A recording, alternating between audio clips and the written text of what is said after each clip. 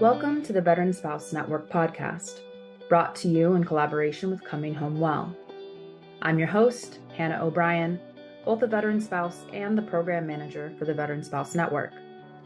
On each episode of our show, I will host different guests to learn more about the stories, unmet needs, and resources available to our military and veteran families. We're the show that's making space for your stories, so that here you know you're never alone.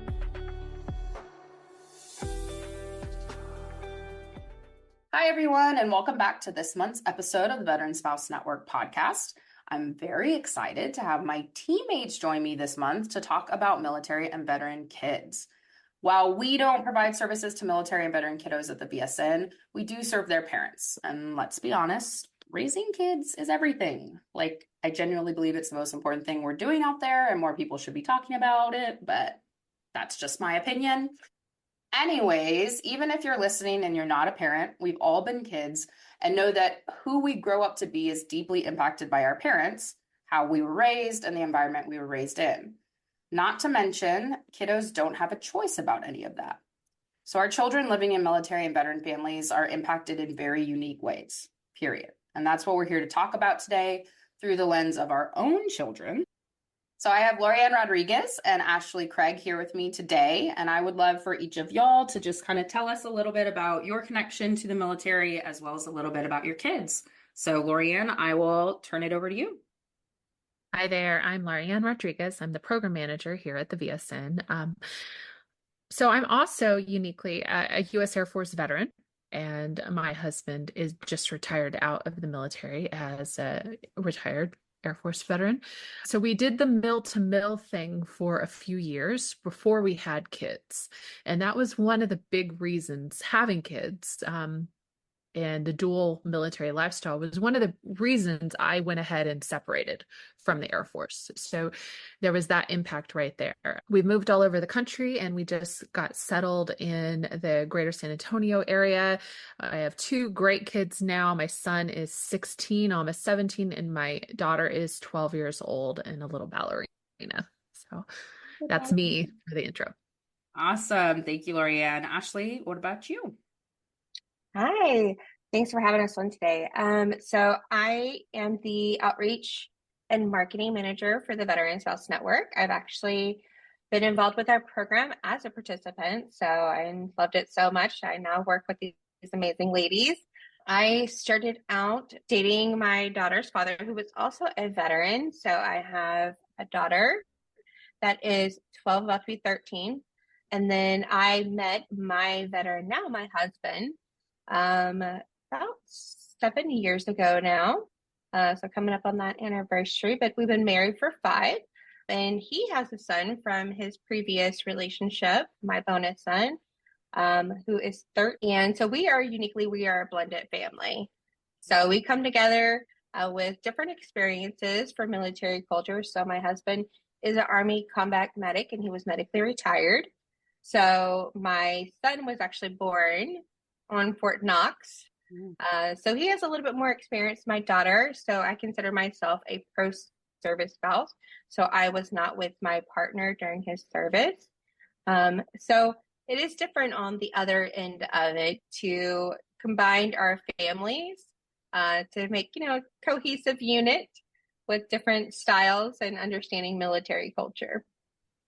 I'm sure. And then for y'all who may not already kind of know my background, my husband's a Marine Corps veteran. Similar to Ashley, I met him after he had already left the Marine Corps.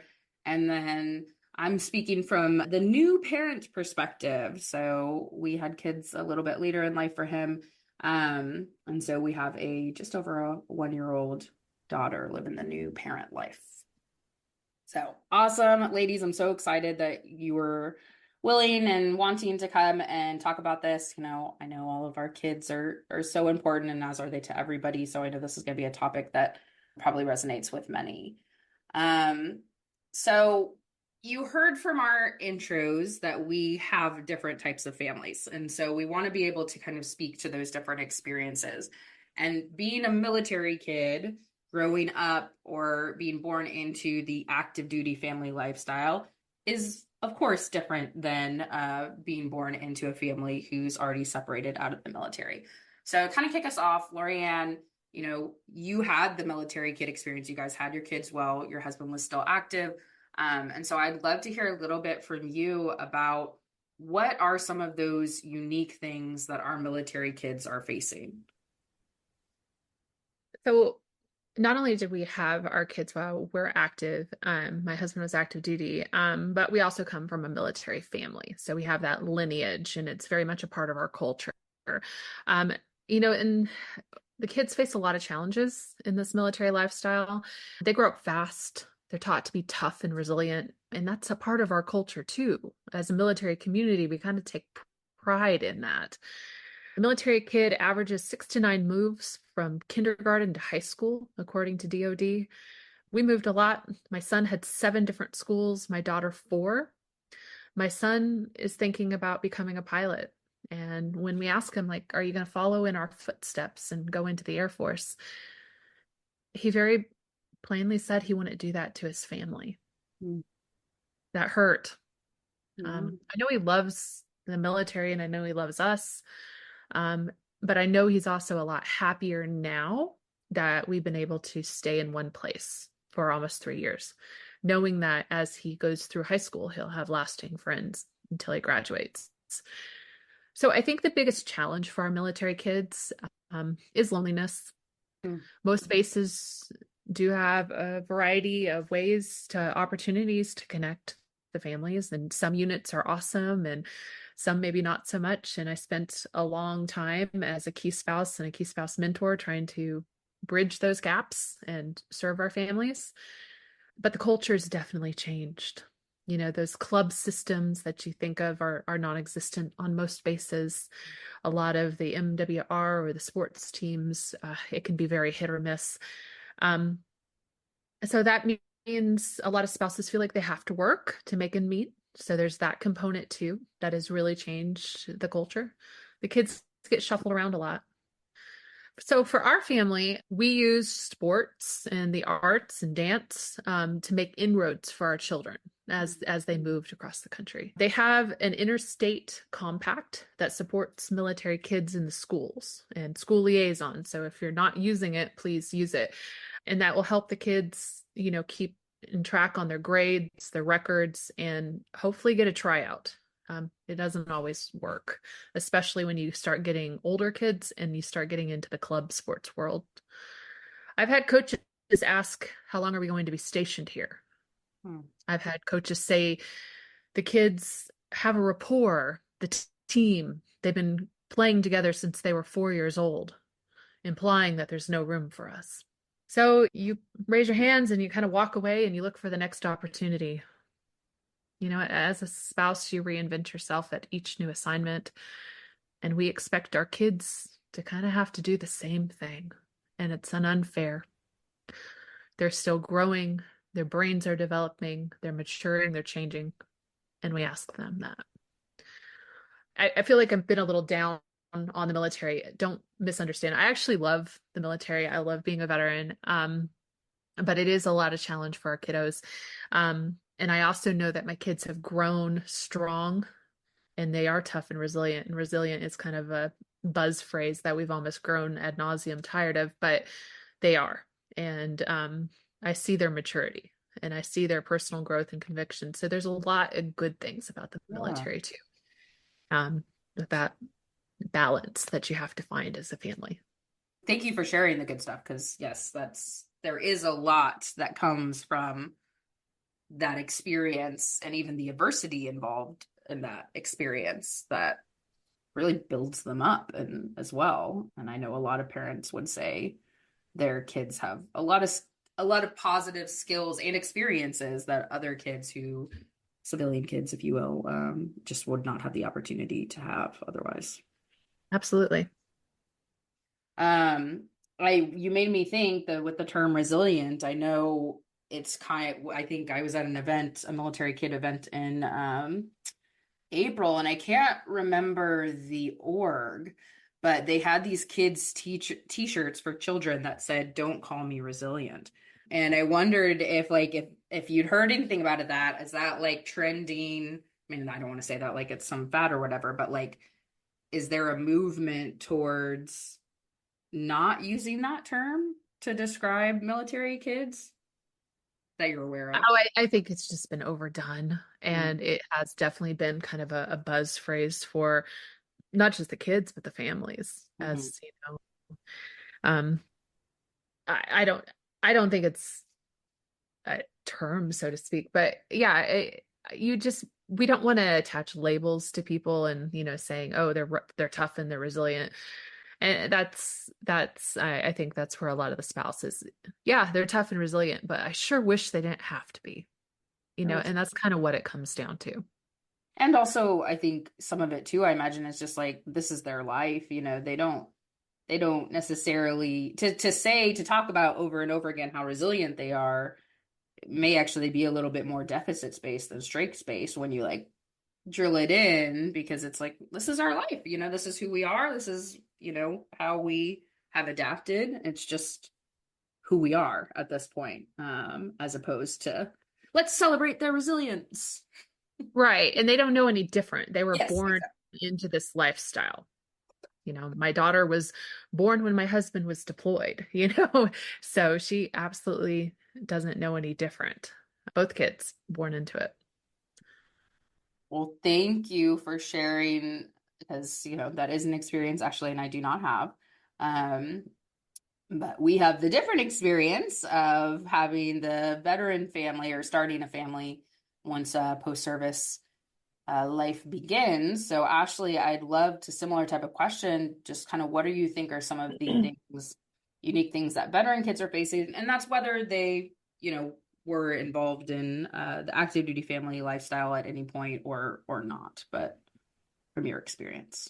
Yeah, so mine is, I guess, a little different as far as my kids started out as friends, right?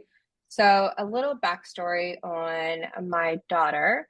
So her father was an Air Force veteran. He died by suicide the prior year to meeting um, my husband and Anthony, my son. And so they were actually our next door neighbors. So we started getting together, hanging out, getting to know each other. The kids were playing together. So they're only about a year and 10 days apart. So, it was a great way for them to, interact and get to know. And I got to talk to my husband now, and he was able to support understanding what it was like being with a veteran that had PTSD and some of the challenges that I had went through. And so there was that understanding, talking to someone about military culture, they just kind of get it. And being a post-service partner, like I didn't understand it. There was a lot of things I did not know. And so that was a great opportunity for us to kind of connect and talk about those challenges for our kids. Mm-hmm. So since Anthony was born into the military service, he did have to move around a little bit, right? But he was very young. I think when Chris got out, I think Anthony was about 4. So it was a little different as far as who my husband was, right? He was very disciplined, expected certain things from him when he was at a young age versus my daughter with her father. It wasn't the same. Like the military culture really didn't influence his parenting style. And so I saw that kind of difference right away. So when my kids were getting disciplined, like what my son would come up to Chris with his hands behind his back, and my daughter would just walk up like, what am I supposed to do? Like, am I in trouble? Like very confused. So right off the bat, just seeing those differences of expectations. So that was a huge challenge for both of them to kind of understand. But I think the hardest part for us is them adapting to this new relationship, this new family style.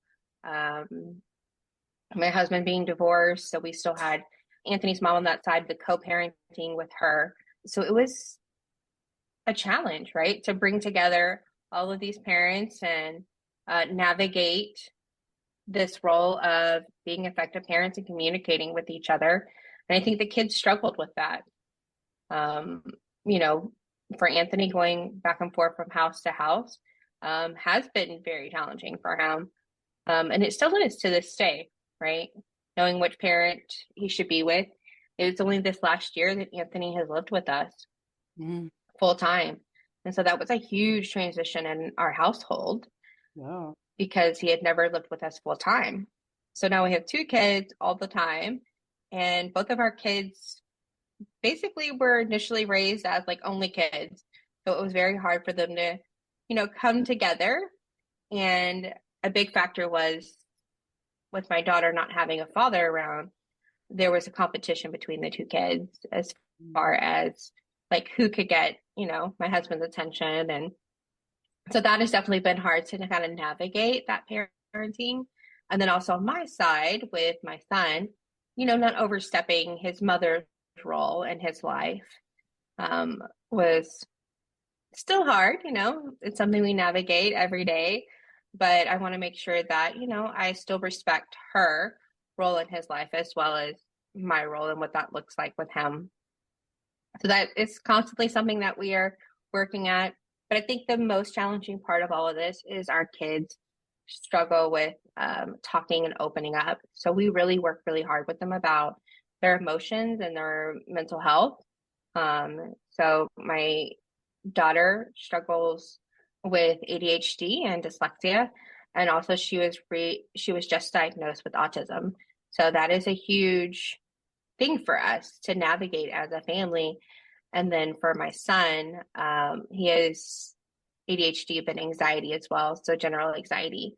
And so navigating this mental health world with our kids and adapting with the different transitions at our house, all the time. And they're both they're both in middle school. And so that middle school age is really hard, the preteen age that they think they're adults. But I mean, it is a unique age for them for finding out who they are. Identity is really big at this stage of life, where they fit in, who they are. And I think that's where the military culture, like we really try to instill, being flexible and adjusting. And a huge part is that we want them to open up about their feelings. And so we still work with that like every day. Yeah, very unique dynamics in a blended family. And then 2 preteens. Oh gosh. Good luck, Godspeed. It was so unpleasant at that time, personally. Yes, it is challenging, and having this will be the first year that they will be in the same school. So I am very curious on how it's gonna work out. Yeah, maybe that'll make things easier. Who knows? That's my hope. You'll find out. Yeah, so I'm glad you brought up mental health, because I think, especially what we hear in our work, like with parents, that's a lot of what they're worrying about. Is some are for sure worried about their parenting and things like that, but more than anything, I think that's where we can discuss that there are unique elements, and as Laurianne discussed, and that are occurring in the active duty family lifestyle with children, in the veteran family lifestyle. They may have an injured parent, they may have a parent with a mental health diagnosis. There are just other things, or very strict, the militaristic parenting style doesn't necessarily jive with child development all the time. And so this stuff impacts our kids. And I know, my kid's 1, so she's doing pretty good, right? She's pretty resilient, as they say. But that is something, as Cody having PTSD, and I, for a long time when we were family planning, considering having kids, that was such a concern for me. Was like, I don't know how he's going to parent, or like if there was something that was an episode or something happened, I would be like, well, what if a kid was here? Or if he was like irritable and snappy with somebody, I'm like, what if a kid is here? And I always thought about it. And the truth is, we had our kid, and I think that was such a motivator for him to be a better version of himself. But you don't know how you're going to react to being a parent until you're a parent. But I think mental health is huge because, well, for us too, and we hear it with our spouses, right? We're all being impacted by this life. and our kids are more vulnerable in the sense that they rely on our support to make sure to make sure they're getting through these things and getting the support that they need. I didn't know if either one of you wanted to speak any more to kids' mental health and what you're seeing in your families. I would say it's almost like a decompression, because we just, since my husband just retired out of the military, it's a conversation that we've started to have a lot more openly, not only with my husband's mental health and going through the VA process from some of the trauma that he saw in combat, and to mine, and to talking to the kids about, well, if you need counseling services, there are options available to you. And the active duty talks about it also, but there's always this, almost like you're going to kick the can down the road a little bit further. You're going to go to the next assignment. So maybe that's always in the back of your mind. Like I can always just get through this chapter because I'm here for just a few months, years, whatever it is. It's just a short blip in time. I don't have to deal with this mental health challenge until, really, until you get to a point where you have to, Yeah. And I think for a lot of our veterans, that is separation from the military. They finally have to, they have to decompress from that. And it absolutely impacts our children too. Yeah. And you bring up kind of the third unique situation, right? Active duty experience, post-service experience, the transition experience, right? And we know from our world dealing with the parents that can be a very tumultuous time for the family. A lot is unknown and certain decisions have to be made. So I'm curious, I know you're in it, but I'm curious how you've seen kind of this unique transition period impact your kids. Yeah, we absolutely are still in it. That's a fact. My husband just retired out like less than 6 months ago. The biggest impact, number one, has been the open discussions about like mental health and VA claims process, and just all of that, and the shock between the kids of seeing dad in this leadership role, and then suddenly we're throwing around words like disability and this other language that they're not used to, and they don't want to associate their strong father with, so there's that's been a change. Now, we had the luxury of transitioning out at our sunset assignment, so our very last assignment is where I plan to retire out to. So that makes our experience a little bit more unique. But one of the other changes has been the family dynamic sides of things, of living so near family after 20 years of not. So that's been a unique side of transition that has surprised me on dealing with families and talking to them, even though they're familiar with the military. A lot has changed for them as well, and they have their ideas about the military from what they experienced, and it's changed. Yeah, and I'm sure you will learn more and experience more but you guys are right. You have a unique experience in that you've been where you've been home. I know that is a whole other can of worms we could open about y'all's house experience, but you've been able to be in the same place before you transitioned, which I'm sure has helped a lot for the kids. Yes. So, Laurianne, I'm sure there are a lot of parents out there who may know military separation date, it's coming, are thinking about a lot of things they can do to prepare for transition. But what advice, if any, do you have for parents? What should they know to help prepare? Well, for one thing, that military separation date, it's coming, it's in the future. It may come earlier than you expected. And that happened to us. He would have been pushed to go to a school and then take a command. And so he had the luxury of being at 20 and opting to go ahead and hit the button, if you will, and retire out. So you need to have a plan, and you need to communicate as a couple. We literally were running different scenarios if this happened, this would be our course of action. If he wasn't selected for this, then this would be our course of action. And looking at the timeline and looking at our finances.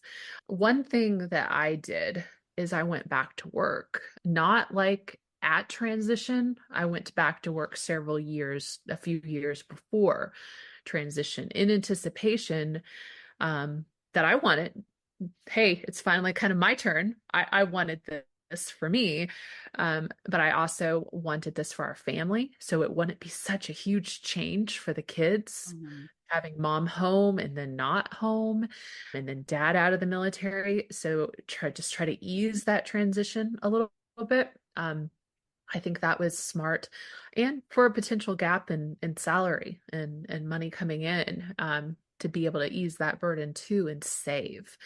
So kids feel a lot of insecurity around that. They hear the family talking, and they feel a lot of insecurity around this change, of what they always knew of their parents being military family. So it's something that you and your spouse need to kind of hold close to the chest and have conversations between the two of you as partners about what you want to communicate to your kids and to your family, and to make a plan. So that, I guess that would be my biggest advice to parents. And like I said, we're still in the middle of it.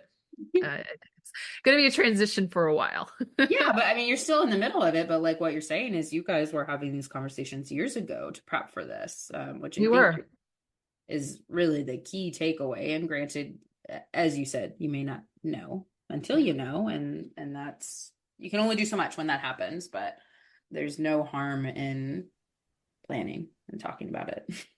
Right. And there was a life event, death of my father, who kind of was the pivotal change in that, of wanting to be near family and really making some decisions as a family about going for longer career, or not making those changes. And each military couple, y'all are going to have to make those decisions and have those conversations, on your own.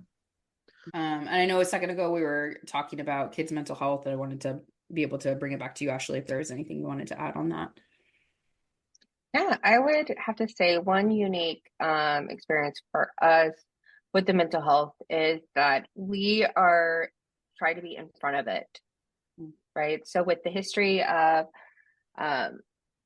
both sides, right? So with our son going through a divorce, like that was very hard on him, and having just, trouble going back and forth from homes. And then my daughter with not having her father there and what that looks like.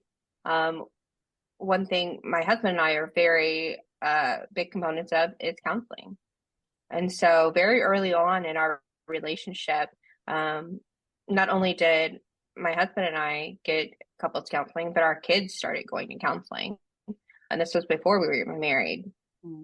And we did family counseling as well. And we brought in my son's mom as well as part of that, right? We wanted to make sure that we were having like a cohesive unit of communicating with each other, but also making it easier on the kids, because our kids really struggled with expressing their feelings to us and being open about what was going on in their lives.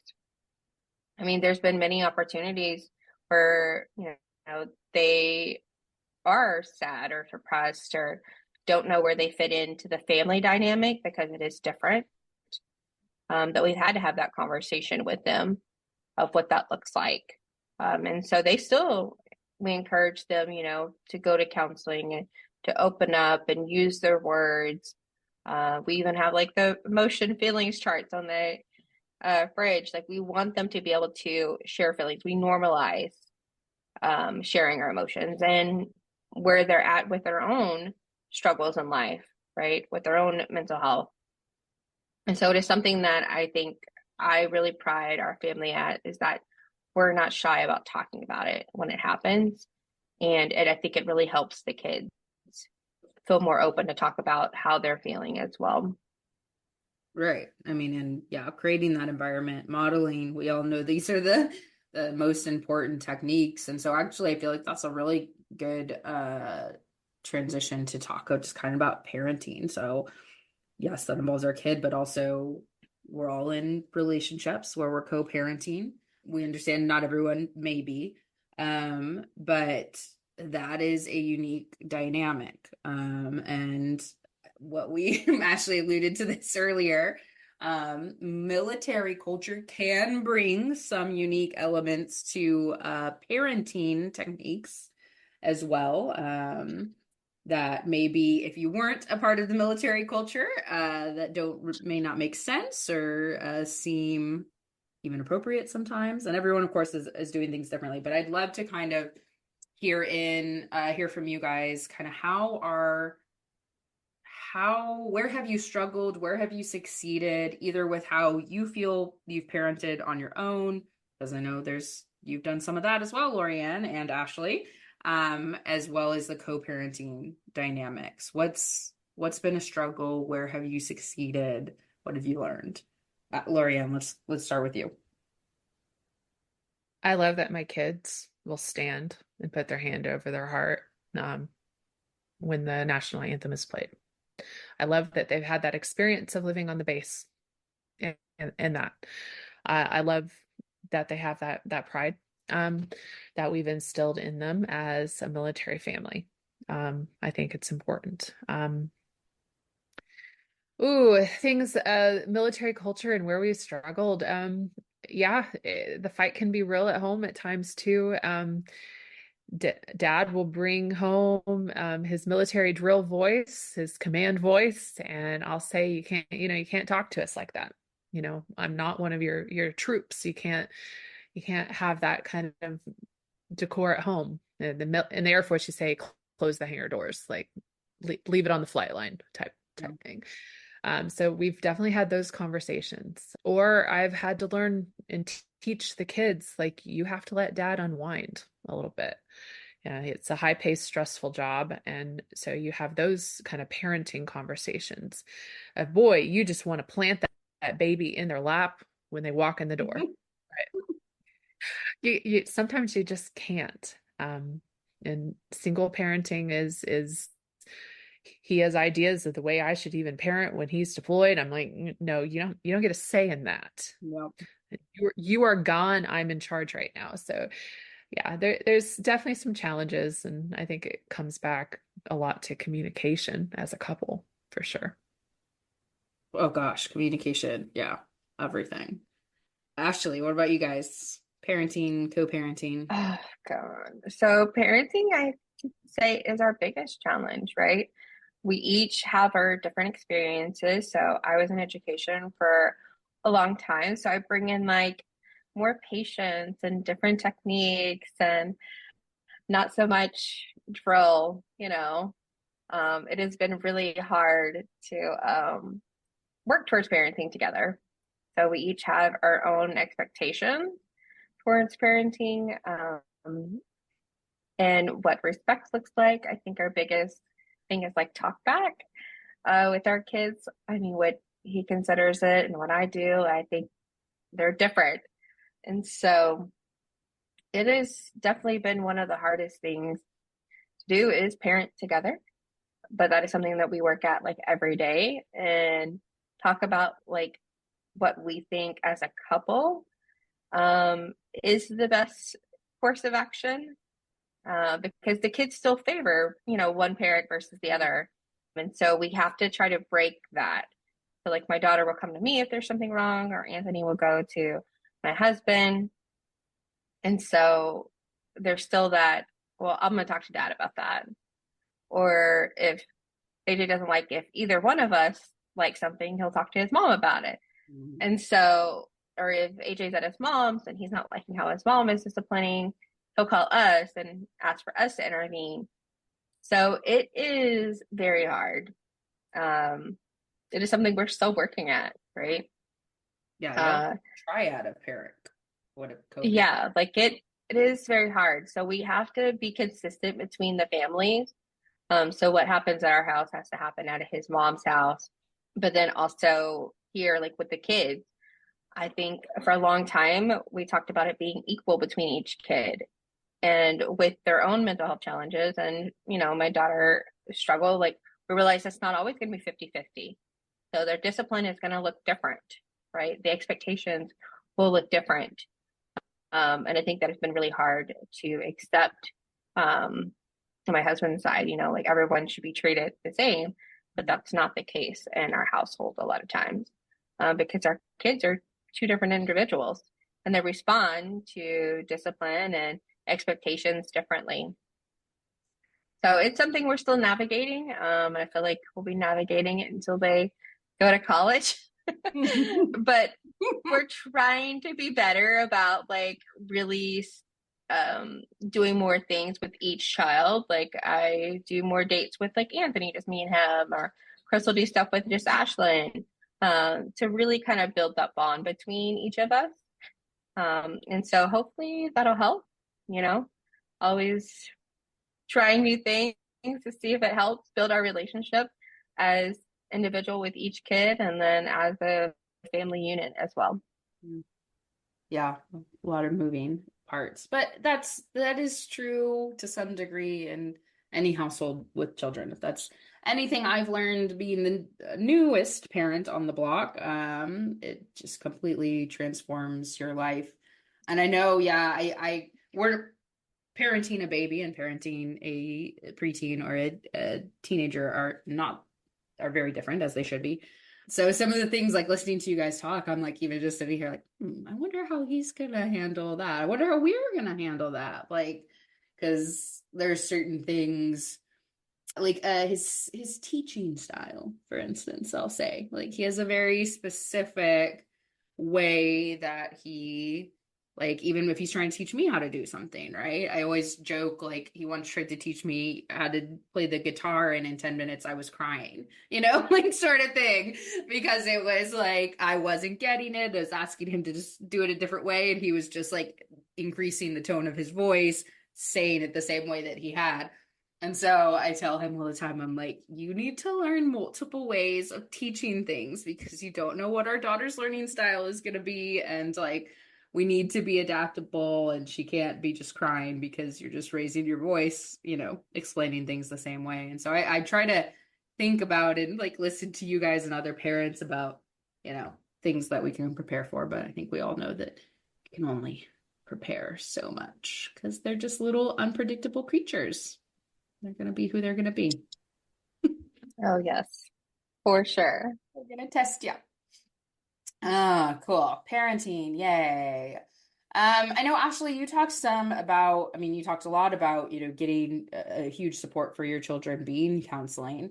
But from either of you, I'm interested and Laurianne, you talked a lot about the sports and arts, as being a support for your kids. But if there was anything else you guys wanted to say about that, or other things that you have encountered at any time in your parenting journey that have either been supportive to you as a parent or very supportive to your children.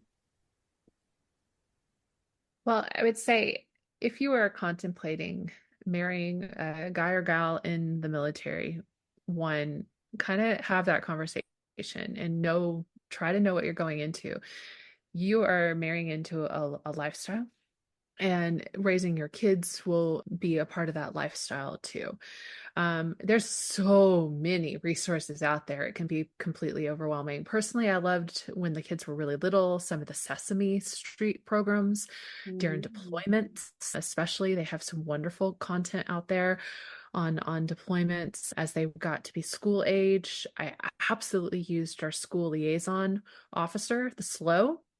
There's one assigned to every military installation, working with the schools in the area. And if they're not at the school in their area, you can just talk to them to help bridge that gap and help your kids to integrate into their new schools. And then we were one of those families that were involved in the unit, some assignments, and some assignments maybe a little less. So you make that judgment call as a family in terms of your involvement. But the unit and the supports within your organization can also really help the kids. So I guess that's what I got. Helpful. Ashley, anything else on supports for you as a parent for your kiddos? I think the biggest thing was consistency. I've seen really, them being at the same school.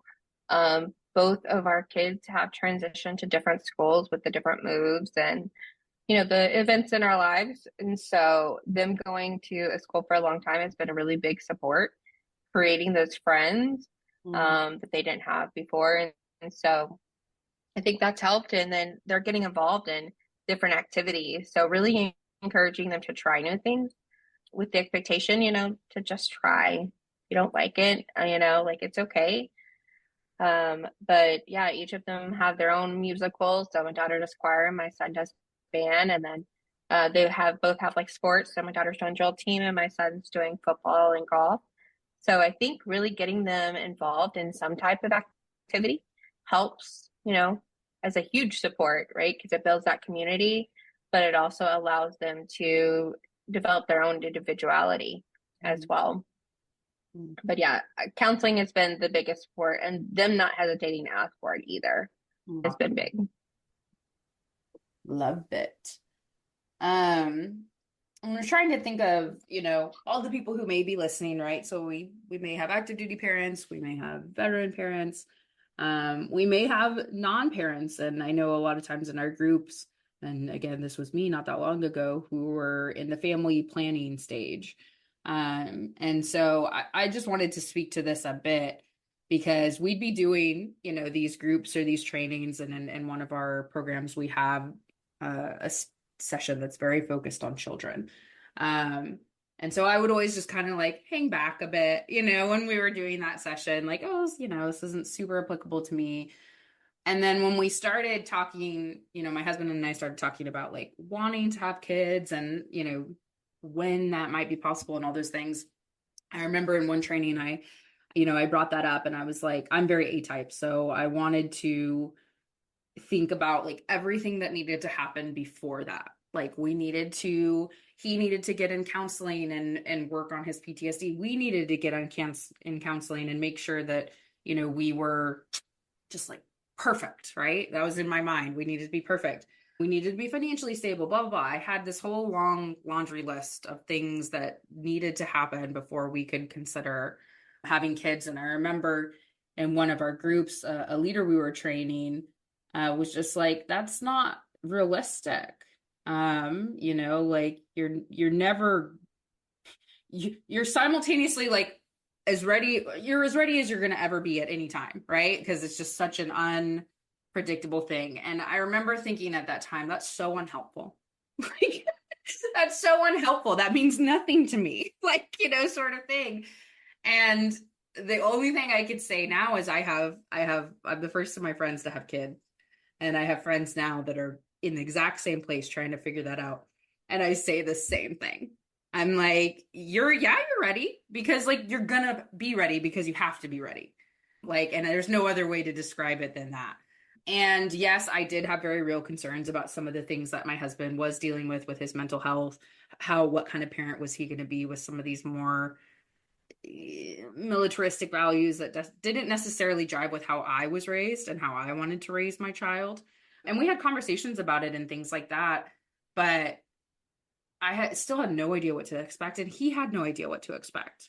And then we had the kid. We were completely changed because you have to be, and it's amazing. And I know that's not going to be everybody's experience. Like everyone's experience is different. But now I think back to that leader who I thought was so unhelpful, telling me I'm as ready as I'm ever going to be. And now I feel like that's what I want to say to people who are considering having kids. Yes, there are things that you should consider. Absolutely. But you're never going to be 100% ready. And as long as you're intentional about, communicating with your partner, if you have a partner, working through the things that you want to work through, creating the environment you want to create, then you're as ready as you're ever going to be. I don't know. Those are my thoughts. I don't know if you guys have anything to say on the family planning piece, but I wanted to make sure we address that in case we had any listeners who are kind of in that stage of life. Well, with that, I guess that would probably be my piece of wisdom because I'm in a different place of life of being the new parent, and I still feel how I felt then. Like that still feels very present to me. And now I know what a joy it is to have our daughter. But I would love to hear from each of y'all I think there were lots of pearls of wisdom that you left listeners today, but is there any kind of final piece of advice or wisdom that you would give as a parent to a military or a veteran kiddo? Ooh, say something that I haven't said already. I think this is just for parents in general, but hug those kids because it goes fast. As looking at almost having a 17-year-old and going off to college and all that. So give them a big hug. Give them a big hug every day, all day. Yeah, I love that. I guess my one big piece of wisdom is that a lot of our, military and veteran families, we struggle with, PTSD. And so I would say be vulnerable with your kids, right? Let them know like what's going on so that they don't think it's them and that they need to fix it, right? I think that's something that's been huge, like, them worrying that they've done something to upset us. So I don't want them walking on eggshells or trying to worry about if they're going to upset mom or dad. Be like, hey, this is what's going on and this is how I'm feeling. Like, don't shy away from it. It'll actually help them in the long run to open up to you. No, I love that. And that's, I think we could have had like a whole another hour's discussion on that in and of itself, right? Because we know that's happening in a lot of the households and we try to protect our kids, but sometimes what is well-intentioned isn't necessarily the best thing for them. And yeah, being vulnerable and like modeling, right? If we want them to have feelings, then we need to seeing us have feelings and being able to talk about it. And I think I love that, Ashley. I think that's huge. And it's not easy to do. So, going back to what Laurianne said, communication with your partner. If you have a partner, if you're parenting with a partner, communicating, having those intentional conversations about how you want to parent together and what you want to be instilling in your children and how you're going to do it. And then doing it, right? And being flexible. Well, I thank you both so much. It's vulnerable to come in and talk about our kids. There are little hearts out there in the world. And so I really, really appreciate y'all being so open and vulnerable. And I know our listeners are going to get a lot out of it. So thank you both so much. And thank you everyone for listening. We hope you got something out of this. And we look forward to having you guys back to tackle whatever topic we're going to tackle next month. So thank you guys, and we'll see you next time. Thanks again for joining us on the Veteran Spouse Network podcast, brought to you in collaboration with Coming Home Well. We thank you for listening today and hope today's session left you feeling a little more connected or gave you some insight into the experiences of our military and veteran families. Don't forget to check us out at veteranspousenetwork.org to learn more about how our military and veteran families can receive the support they deserve.